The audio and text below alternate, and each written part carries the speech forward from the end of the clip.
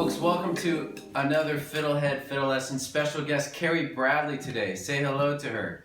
And hi guys. Carrie's a dear friend, and she has been in some great bands over the years. Ed's Redeeming Qualities, The Breeders, The Buckets. Some of my favorite. Those are some of my favorite bands, and she's joining us today for a song called Drivin on 9 by Dom Leone, covered by The Breeders, and she plays a lot of great fiddle parts on that song with them. And so we're going to play the song today, and then she's just going to show you a little bit of what she did when she recorded it with them. So, driving on 9, you could be a shadow beneath the streetlight behind my home.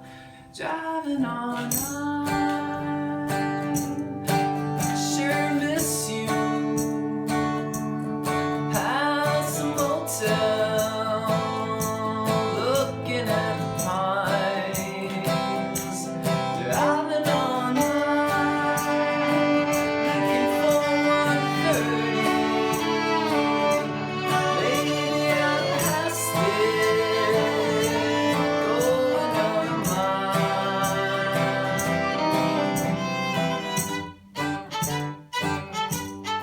Driving on 9.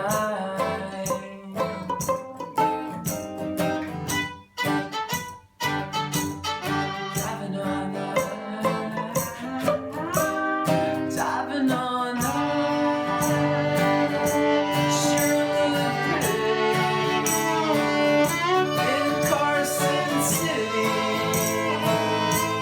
walking down the aisle. Driving on 9, just daddy and a shotgun. Said he never needed one, going under mine.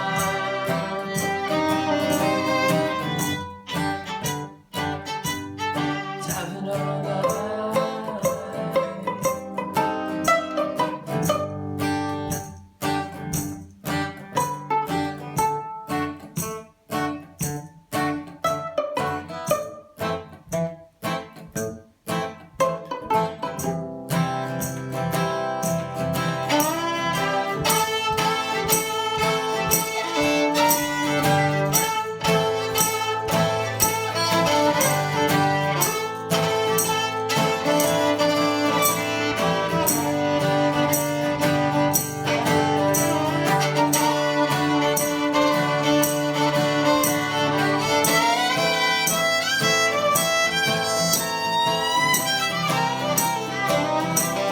Driving on 9,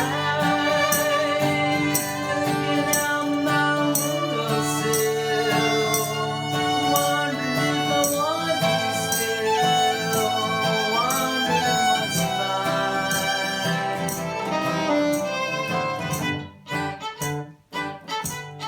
Driving on 9. Driving on 9. Driving on 9.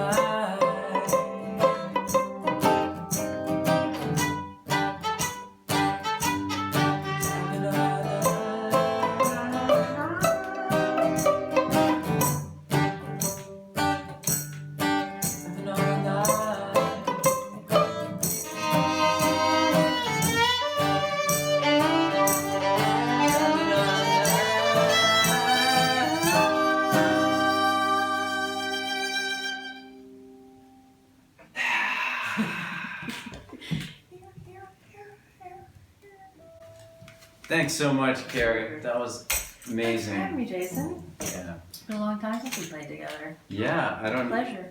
even know when the last time was. So in the song, you do lots of cool things. You're doing picking, you're doing longbows, you're doing a solo.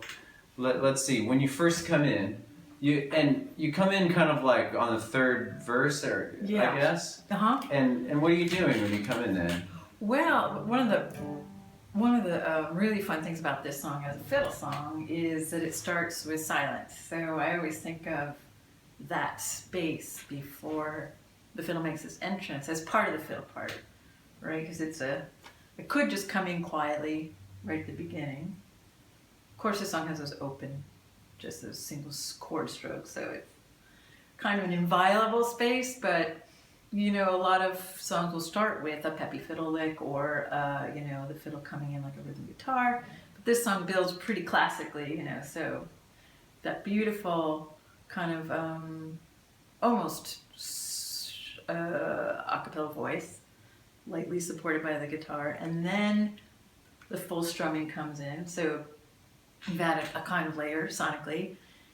But key, I think, did not bring the fiddle in yet because you get to create the space and then fill it. So when the fiddle comes in, initially I like to keep it a soft touch, and the double stopping creates a little fuzz, you know, Well, yeah, so what? to a pad under the voice. Let's hear that. Let's hear that. What you did there.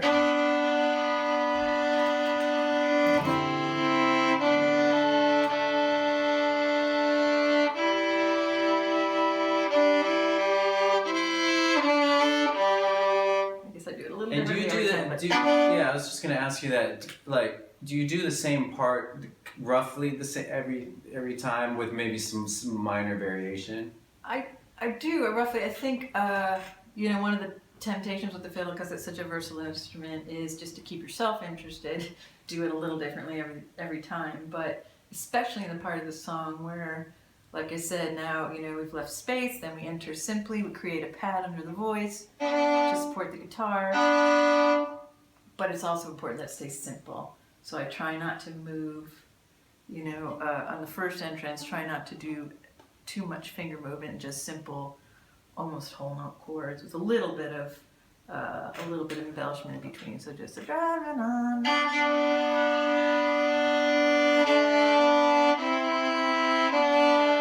Follow the phrasing of the voice a little bit, but not just to not be too notey at that point. Right. Okay. And so that, you know, it kind of creates a symmetrical stepping up of the layers. So the song's starting to fill out, but not calling a lot of attention to the fiddle yet.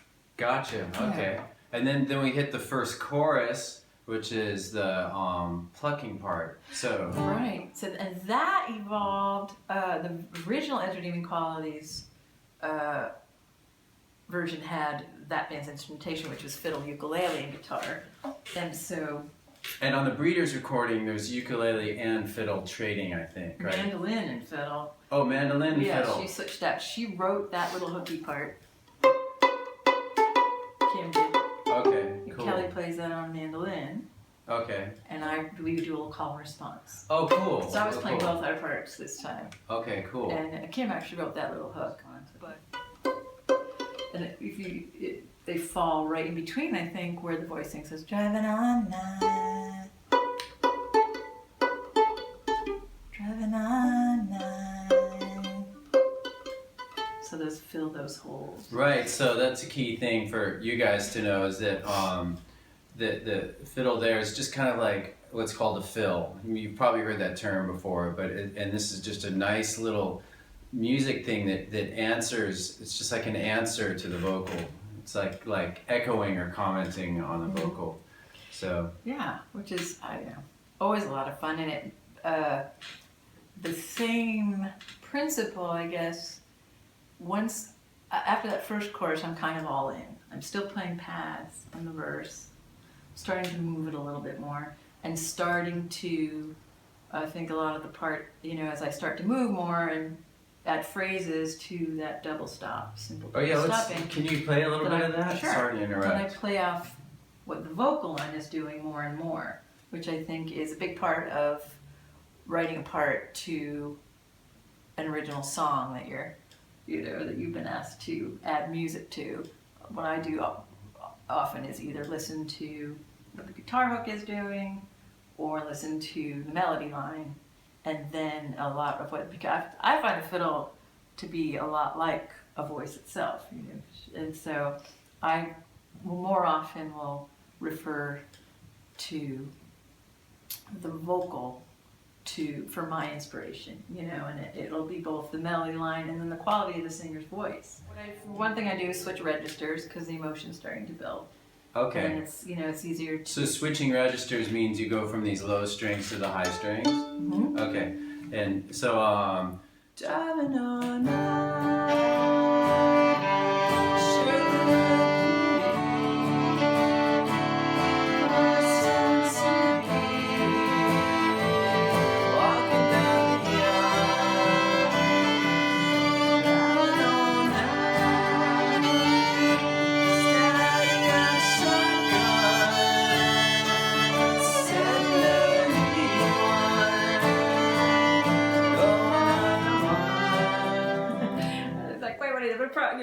More or But less. that's roughly what to you get do. into the middle. So the first part, the first half of that, you started down there, Do and one then of you. these for a little classic fiddle roll. Well, do that And then- again. Do that again. Wow, that's amazing. I'm not the best old-time fiddle player, but I really, you can have a lot of fun with just bending into a note and pulling down out of it again. Yeah. And that's After the second chorus, Carrie's gonna play the verse melody on plucking. So let's do that. 2.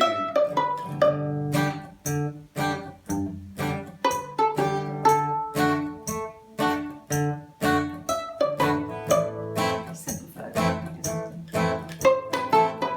Okay, cool. So that you could do that too. I mean, that's not too crazy of a part. That's like just doing the vocal, Simple. like Carrie was saying earlier. Just knowing the vocal melody can give you a lot of ideas for the song and how to approach it. Just start there, and you can turn it upside down, or you can double time it, or you can, But it's once you have that down, it's that the Breeders consciously wanted a very simple solo there, leading into the fiddle solo. That's.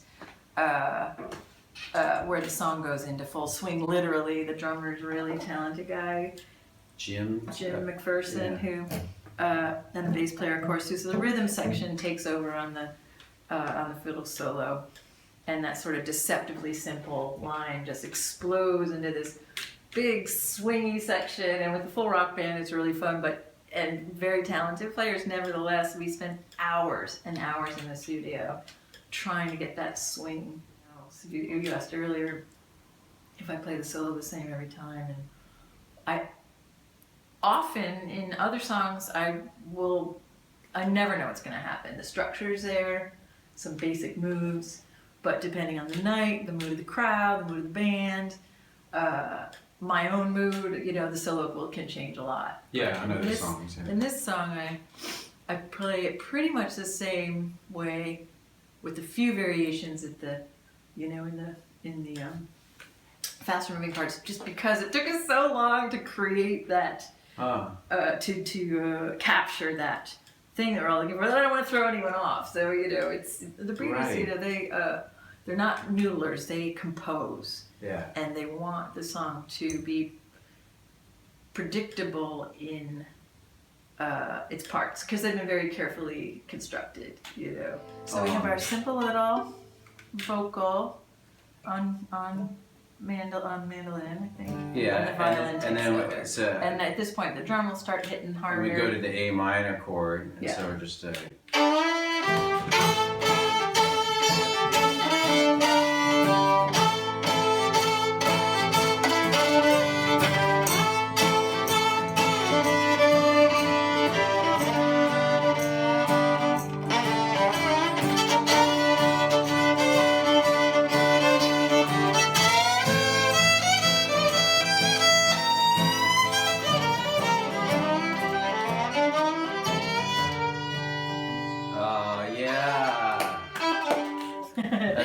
I mean, I don't even want to try to dissect that. That was amazing, Well, I guess what's unique about that is, in terms of a piece of the song, is the attack.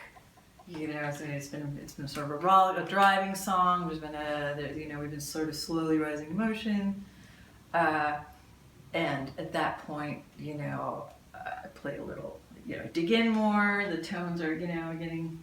It's one thing about the solo, whether I'm playing the same or not, is that it takes a lot of focus, because it's important to the song at that point that that I like to slap the bow, as you saw. I like to dig in so the strings grind a little, gets a little unpretty at the same time that it gets kind of ecstatic, and if I forget, you know, and I'm just playing the notes because I played them 100 times, you know,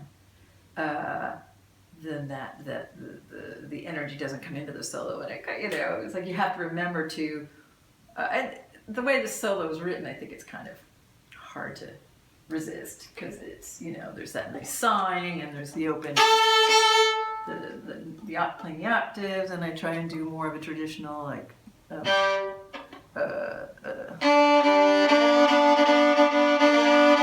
like really classic train track chugging, and you know, so it swells kind of on its own, but it's important for me to remember to really dig in on it and follow the drummer, and actually the fiddle actually leads the band at that point. So if I don't play with enough energy, the solo might not be as much fun for the audience. It sounds like, if I hear you, like you get a little bit more physically involved too. That helps you get more into the music, and not, even though you've played it a bunch of times, you know, you're not just going through the motions. If you can physically, I mean, I totally get it. You know, you get involved with it. Yeah, you're a very physical player too. Physical. And you can do that. Anybody, I think, like, even if you're just playing at home, playing a fiddle tune, just movement is something I was thinking about today. Like, you know, moving or standing and swaying or tapping, or just physical motion is not really always talked about when you take music lessons, but it's kind of like a good way to get you involved with what you're doing. Yeah, definitely. The little bit of teaching I've done, we always do some marching around the room and some some clapping. Just I find having there's the bell. Wow. Well, I think we have to go because I have a piano tuner here. Thanks again to Carrie for coming, sharing her beautiful fiddle playing. That was super fun. And thanks again. I hope to see you play soon. And thanks for watching Fiddlehead Fiddle Lessons. Stay tuned. See you next time. Bye. Bye. Thanks for